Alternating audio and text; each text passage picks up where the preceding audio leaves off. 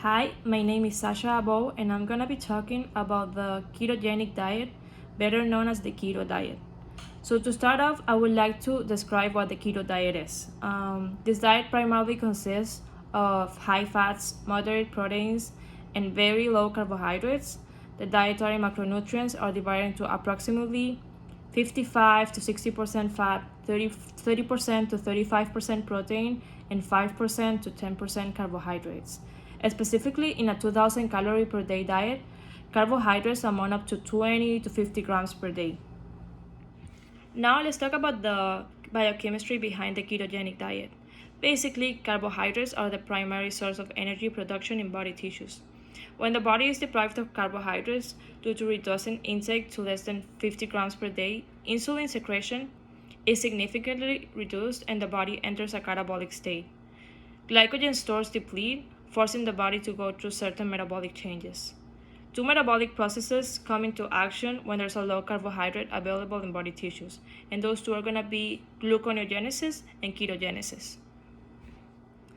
The ketogenic diet has also shown to be beneficial for many diseases such as obesity, epilepsy, and diabetes. First of all, let's talk about ketogenic diet for epilepsy. This diet has been curbing seizures since it was first developed in the 1920s. About half of kids who follow it have a big drop in how many they get. As many as 1 in 7 stop having seizures absolutely.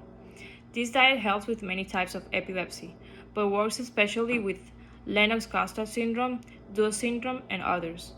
Some pediatric epilepsy syndromes respond very well to the ketogenic diet, and most adult epilepsies do not.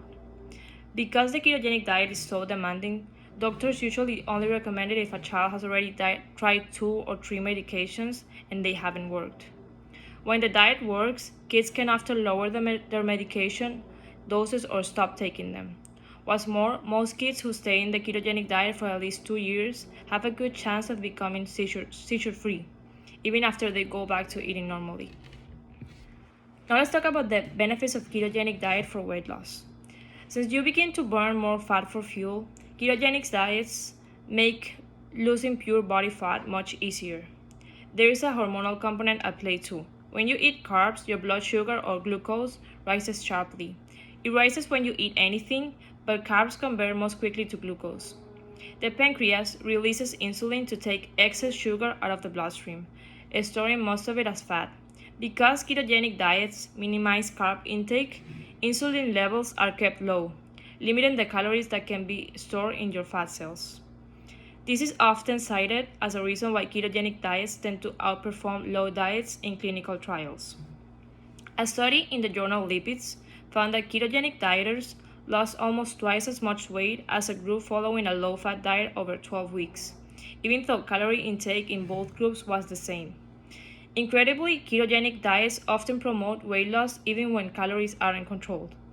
A trial published in the New England Journal of Medicine allowed a keto group to consume as many protein and fat-rich foods as they wanted, while the low-fat dieters had to restrict their calories. After 6 months, the low-carb eaters enjoyed significantly greater weight loss and still slightly more after a whole year. Now that we discussed all the benefits about the ketogenic diet, I would like to give my personal point of view. It is undiscussable that the ketogenic diet can be very beneficial for weight loss, epilepsy, diabetes, and many other conditions. However, there is a big reality that this diet is very restrictive and hard to maintain for a long period of time. And if there's something that people should look in a diet, it should be sustainability. Knowing that they can adjust and get used to a diet and implement it in their lives without having to make such a big effort or a sacrifice.